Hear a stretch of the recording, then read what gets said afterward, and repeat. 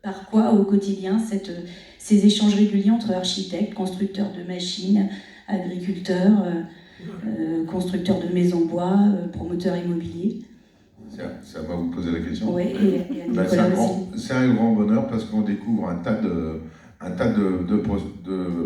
professions différentes avec des contraintes et des approches qui n'ont rien à voir avec la nôtre au départ. C'est enrichissant et c'est valorisant, même, je dirais. Alors effectivement, stratégiquement, si on regarde notre modèle, notre organisation, elle fait sens et il y a une vraie logique à notre organisation. Mais c'était aussi une volonté.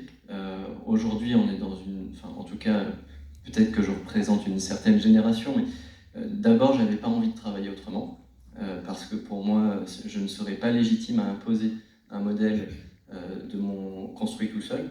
Donc d'être en coopération, ça permet déjà de se concerter, de se réconforter, de s'assurer que l'on prenne bien tous les paramètres et que notre stratégie commune, c'est a priori l'une des meilleures qu'on puisse faire avec les paramètres qui nous sont donnés.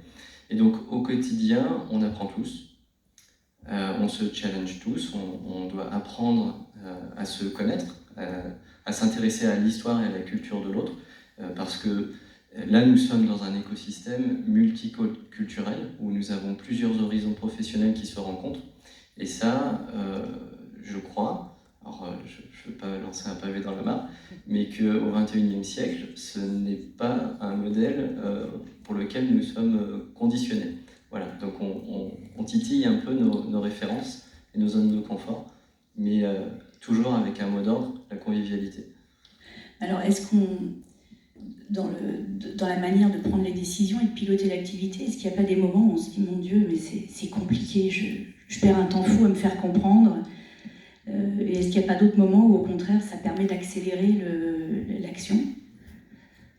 Alors, bien entendu, hein, il y a des challenges, pour ne pas dire des difficultés quelquefois, parce que quand on est entre experts à parler le même langage, etc., c'est beaucoup plus simple pour se comprendre.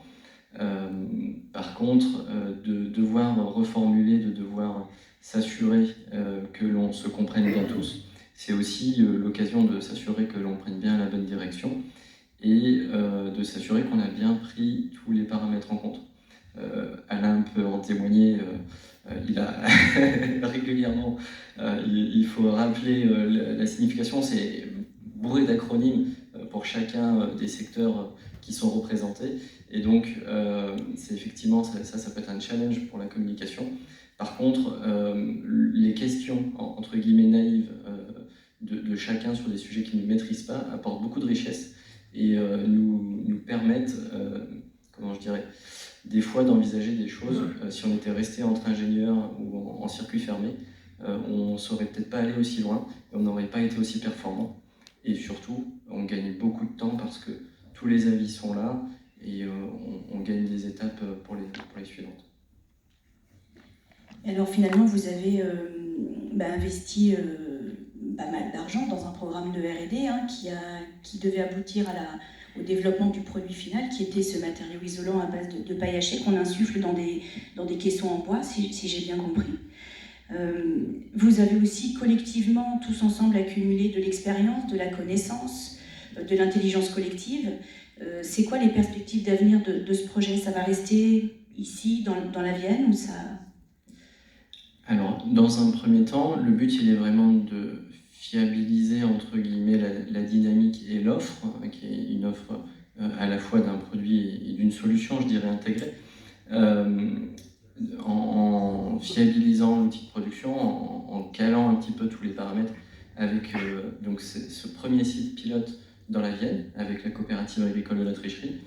Une fois que ce site sera en vitesse de croisière et que nous aurons bien sécurisé et bien, défini le modèle, que nous aurons une maturité suffisante, l'objectif est d'essaimer, parce que ce dont il est question, c'est de mutualiser tous ces investissements et ces connaissances pour permettre à d'autres acteurs sur d'autres territoires à l'échelle nationale d'adopter le modèle, de bénéficier, c'est un peu plus d'1 million d'euros pour avoir les reconnaissances normatives et techniques qui peuvent être mutualisées, et donc de partager à la fois notre savoir-faire, notre expérience et mutualiser ses acquis pour que d'autres acteurs autour d'agriculteurs, donc sur chaque territoire, on est des agriculteurs, des architectes, des constructeurs, etc., qui se réunissent ensemble pour respecter donc nos objectifs qui sont une filière nationale mais en circuit court. Ça veut dire qu'il faut une zone de production à peu près dans un rayon de 150-250 km pour chaque projet de construction. Donc ça veut dire quand même un certain nombre de sites de production en France. Il faut que cette solution représente une réelle alternative aux solutions d'isolation des bâtiments existants et des bâtiments neufs conventionnels pour réduire l'impact environnemental. Donc on ambitionne 10% du marché de l'isolation à l'horizon 2030, aux côtés des autres filières biosourcées. 2030, je le rappelle, la trajectoire politique nationale, c'est tout biosourcé pour l'habitat individuel en 2030. Voilà. La barre est haute, il faut que les filières biosourcées en se mobilisent. On va essayer d'apporter une solution pour 10%, aux autres de faire les 90 autres pourcents. Et tout ça en conservant, bien entendu, un développement dans le respect de notre charte de valeurs, notre modèle qui est basé donc, autour de la coopération, voilà, d'apprendre ensemble, faire ensemble. Et tout à l'heure, j'entendais le terme fidéliser aussi les clients. Dans notre modèle, les constructeurs sont intégrés. Et plus notre réseau grandit, plus on sécurise d'une certaine façon le débouché. C'est nécessaire à la fois pour les agriculteurs d'avoir de la visibilité pour stabiliser le prix de la paille, voilà, garantir un revenu et vraiment relocaliser cette économie sur les territoires.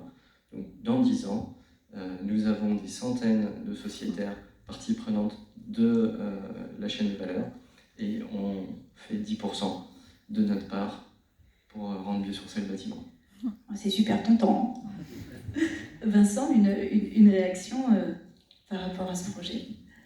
Ouais, plein, mais on est un peu limité dans le temps. On a un fil rouge un peu caché, mais qui est une grosse ficelle, c'est de montrer que l'économie de la fonctionnalité et de la coopération, c'est pas forcément si compliqué que ça, qu'il y a un référentiel existant, il y a beaucoup de gros mots, mais que beaucoup de choses existent, et ça part de la réalité du terrain.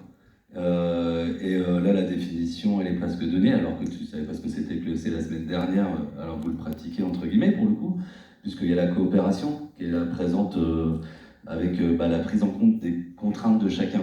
Alors, la coopération et la confiance, ça se décrète pas, ça se construit, c'est long,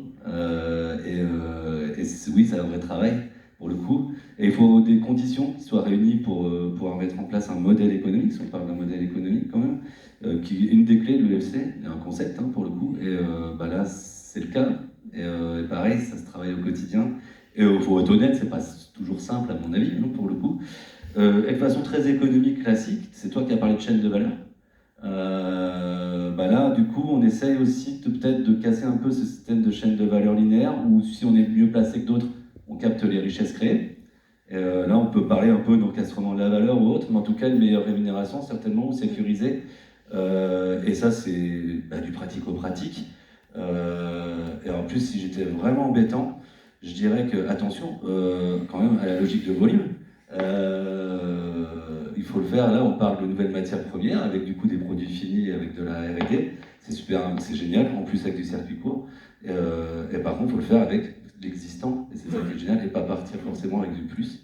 Et voilà, quoi. Et on est déjà plus que dans des petits pas. Ça me fait trop plaisir, je découvre en même temps. Donc voilà. Et là, on parle aussi de différents métiers et différents secteurs d'activité qui coopèrent ensemble. Et ça, c'est juste, voilà, ça, c'est cool.